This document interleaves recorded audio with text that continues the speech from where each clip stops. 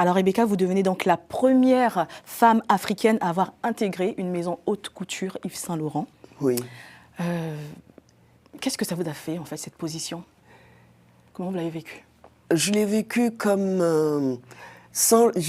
à l'époque, pour moi, ça ne représentait pas aussi quelque chose d'importance. C'est que les gens c'est les gens qui vous disent «Ah, mais vous êtes la première. Est-ce que vous savez que vous êtes la première?»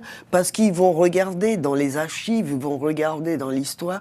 Et c'est dit, oui, il y a eu un tel, il y a eu un tel, mais pas la couture, le prêt-à-porter, mais vous êtes la première d'être rentrée. Et il y avait l'attaché de presse de chez Saint Laurent, que tout le monde connaissait à l'époque, elle n'est plus là, que Dieu ait son âme, et qui me dit, mais réjouis-toi de ce qui t'arrive. Donc oui, je suis la première. Je suis la première, j'ai ouvert les portes. J'ai ouvert les portes, oui. Et donc ça reste dans l'histoire. Hein. Ça reste dans l'histoire. Et aujourd'hui encore, on continue à parler de vous dans les médias américains. Vous menez Vous donc... voyez, oui. la revanche. Exactement. Moi, l'enfant des rues d'Abidjan, l'enfant pauvre qui dormait en dessous des tables, qui devient après la star de Yves Saint Laurent, la muse, et dans tout le monde entier d'être connu. Mais je ne peux que remercier, c'est pour cela que je dis tout à l'heure que dans la balance, le mal et le bien gagne tout doucement. Vous menez donc une vie de rêve, une vie de star, de strass et de paillettes. Est-ce qu'à ce moment-là, vous vous dites « ça y est, enfin j'ai réussi la souffrance, la douleur que j'ai pu ressentir dans le passé n'est plus qu'un lointain souvenir ». Oui, je me suis dit ça un moment, je m'étais dit ça un moment, mais la vie vous rattrape.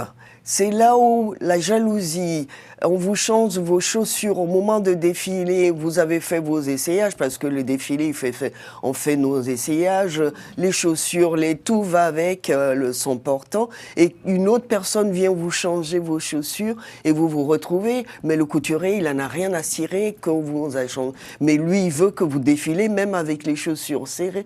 Vous apprenez. La vie, vous apprenez. Donc, la jalousie, voilà. Et donc, finalement, les problèmes sont là. Oui. Ils ne quittent pas. Oui.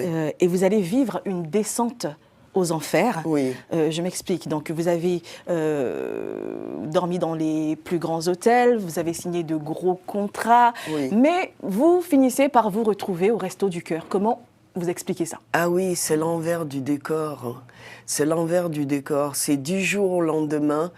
Vous êtes en haut de l'affiche, tout le monde parle de vous, vous êtes connu, on vous voit sur toutes les chaînes pendant les saisons des collections. Et du jour au lendemain, c'est une espèce de... C'est comme d'être...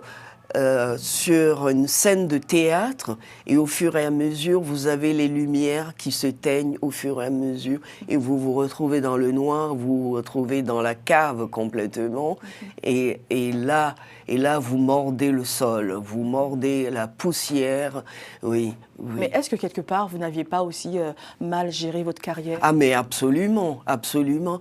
Encore, question d'éducation. Oui. On m'a pas appris. On ne m'a pas appris qu'il fallait sauvegarder et qu'il fallait faire attention. Je t'ai livré à moi-même.